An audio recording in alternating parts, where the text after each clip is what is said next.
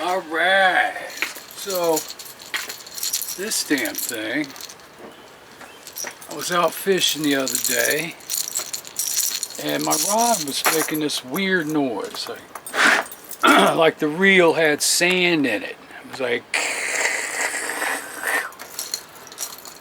and it got worse and worse, and I'm like, what in the world is going on? So I thought it was, like I said, I thought I had sand in the reel. So I dumped it in the water a few times and nothing happened. But what I found out is the plastic or nylon ring that fits in the eye here is gone. So I don't ever remember seeing it hanging there loose or what. So what was happening is the string rubbing on the metal was making the noise, and it was vibrating all the way down to the reel. And when I pulled on it like this, you could hear it going. So I'm like, damn, man. You know, I've had rods that things falling out before, and I never had that problem. So I was thinking, because I was cranking this damn crankbait so fast and so much, you know, it was just heating up or something. So I want to replace the eyelet piece here, but I don't want to cut the tip. So I'm going to get the Dremel tool and Dremel this off. I've got the, you know, one of those kits in my tackle box. So I want to Dremel this off, save the length, and put it back together, you know, with a good one. Anyway, there's nothing going on. Like I said, I can't get anything done. I can't spend any money. Now this, I'm a rattle trap man. And the last two I had a gold one I liked in the summertime and a blue one that I liked in the wintertime. So I went to Walmart. I said, man, I need a couple rattle traps. I'm not catching nothing. So all they had was this off-brand, which was a third of the price of the new rattle trap. And this was the only color. It's blue on the top and gold on the bottom. And it was catching fish, baby. And I'm like, yeah. So I'm gonna get to work on this thing and get it swapped out. So here are my two choices. I've got this one here that diameter is smaller than this one. So if I just buzz this metal off, the actual eye there, I may be able to get away and slip this bigger one on. But if I go and take that metal down, I'm going to go with the skinnier one. So I'm going to try to buzz that metal off first and see what's going to fit. Because the less, you know, I got to screw around and destroy this thing, the better. Alright, let's give it a shot, baby.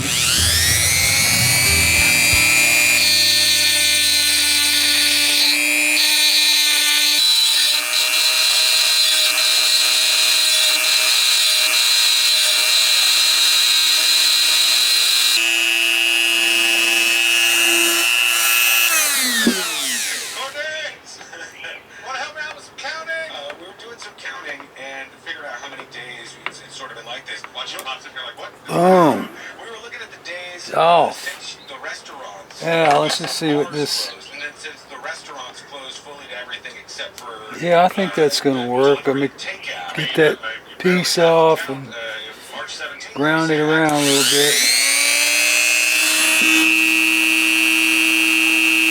Come on, Glasses.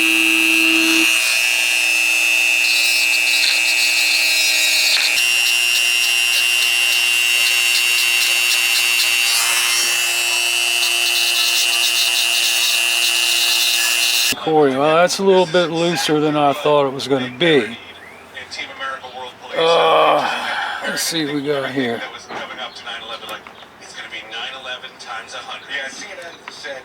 Well, that almost might fit. Like I said, I don't want to destroy this thing. If I buzz this down, this little skinny one might just fit.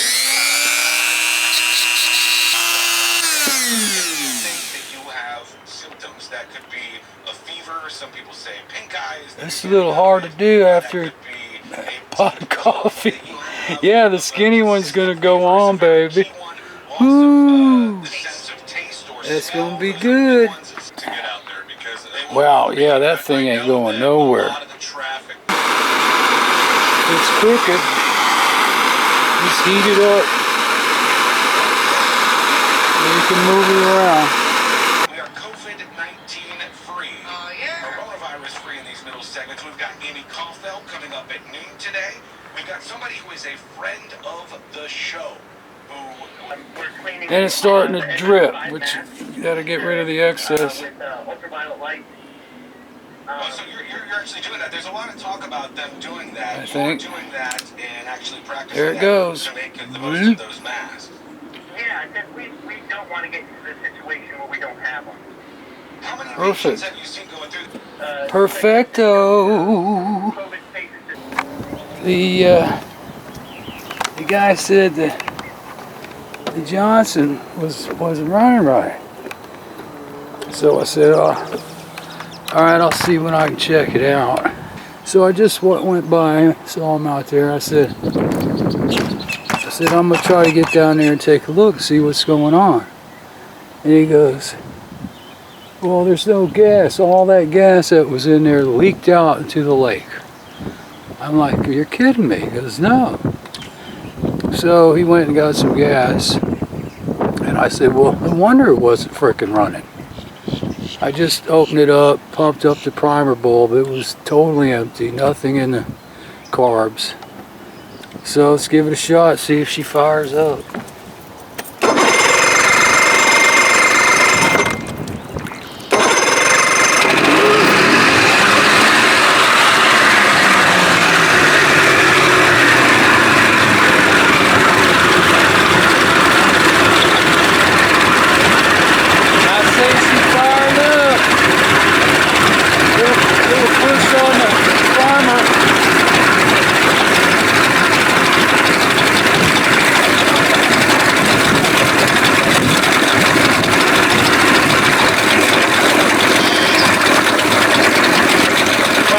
Lever all the way down.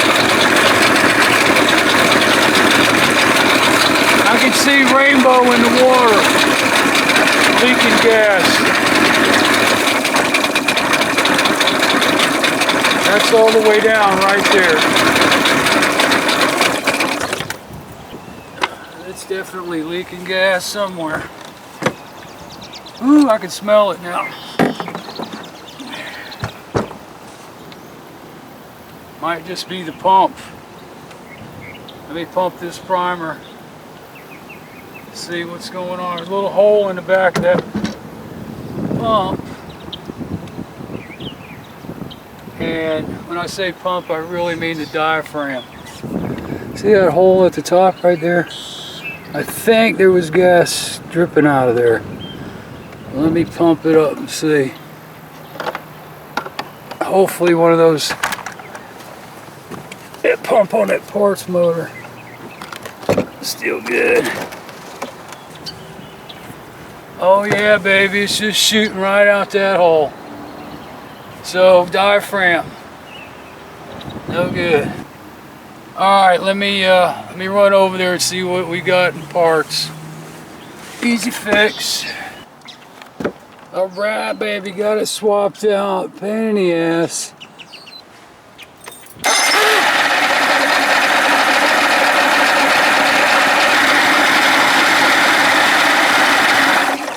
The reason what happened is, you know, this tank sits out here, it gets hot, it swells up. And that little ball in the cap, let me show you, that's your vent. And this thing is not venting. All this gas got sucked right out of the tank. Because, you know, it just gets, you know, heats up, swells up in there, pushes the gas through, and once the flow starts, I'm just going to assume that it just keeps on going until it sucks that tank dry. And somebody told me they have the same tank. That little white ball right there is supposed to move, and this one never does. I'm gonna see if I can get it out. Leave it out. I've played with this thing before. I couldn't get it to do anything. Oh, there it goes. Ha ha ha! I pushed it in. Now, does that mean I'm venting? Probably. Now, how in the hell did that thing get stuck so far out? Anyway, I'm gonna put it back on like that. And I mean, this thing runs either way. If you've seen the videos, cap down tight, runs. Cap loose, runs. Well, should I run it or not? Yeah, what the hell.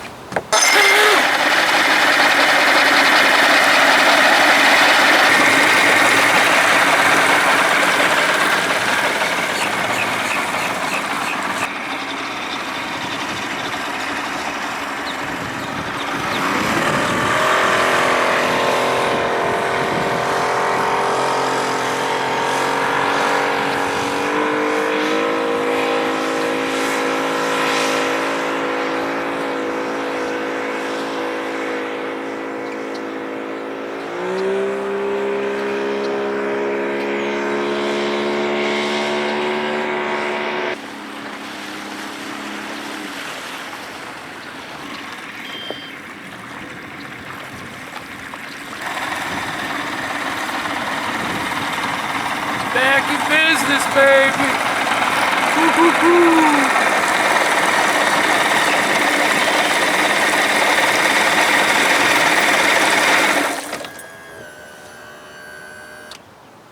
Back in business. Man, I'm telling you, this little puppy, man, hauls ass. And it's a little uncomfortable squatting, trying to drive this baby. All right, see those big oak trees? You see that RV sitting under those oak trees right there. Well, they're moving, and I'm gonna take that lot because it's nice and shady, baby. Hoo, hoo, hoo, hoo. I've been here since I moved in. And this poor RV is just baking in the sun every single day. It gets up over 100 degrees inside there. And I've been waiting to get something with some shade. And this little tree, it'll do just, you know, a tiny bit, but by the time the sun goes down and it's that time of the year where it's right behind there, it's not helping. So I got to prep, get ready to move over there in the next week. Then I came out yesterday and I noticed this dripping, which it just started, because if you go inside and open the cabinets, and there's a entranceway in there for the hot water heater. There's a couple of wasps in here. Right there. And they the mean ones. Wow, look at that guy scrambling around. That was weird. From the inside, it's getting wet in there. And, but you can't see anything physically leaking. So I'm gonna have to pull this damn thing out. Well, got a leak right there. And it was just barely bubbling. Just, I mean, a little tiny bubble. And I held my finger over the exit here. I held it on there for a long time. And it went and shot out. And I think there was one right next to it there too. And then you got one over here. That wasn't leaking yet. But this thing gets hot, it gets under a lot of pressure. I was thinking Captain Mark's got some of those Aluma weld rods and stuff. This is aluminum, but aluminum corrodes and pits. So I don't think it's going to be a good idea. Look at right there, the big old corrosion hole right there. Don't think it's going to be a good idea to try and save this, go through all that work, and boom, you know, happens again. So I think I'm going to get one of those little tankless jobbies and hook that up, and you know, I'll have some hot water. So yeah, baby, moving in this lot, nice and shady. Figure out what I need. I'm buying this shed. Actually, I'm trading the shed for the 75 40 horse Evinrude. They need a motor, the girl and the guy with the problem with the mercury, and I need a shed. This thing's brand new. Anyway, now I've got a driveway, big porch area, and the place is just a dump, man. It needs to be cleaned up. Anyway, the shed, nice big shed. She's got the damn thing locked. I guess they still have stuff in there. I was going to try to start moving some stuff. They paid, you know, $400 for it, and I got less than that in that 40 horse. So this is it, man. This is going to be the new spread. Nice and shady. I think I'm going to head down, check out the 40, fire it up. I gotta put the key switch back on, fire it up, bring the tank down there, the garbage can I bought, and I did find a hose outlet that works. So fill that baby up, fire that thing up, because they really wanted to see it run, but she knows it runs. She's watched all the videos, all the work I did on it. So that's what's happening, baby. Oh yeah, baby, next time on this old outboard. And like I was saying, they're getting a really good deal. It's just a little more sentimental value for me. All right. There she is, baby. You know the channel. Oh yeah, baby.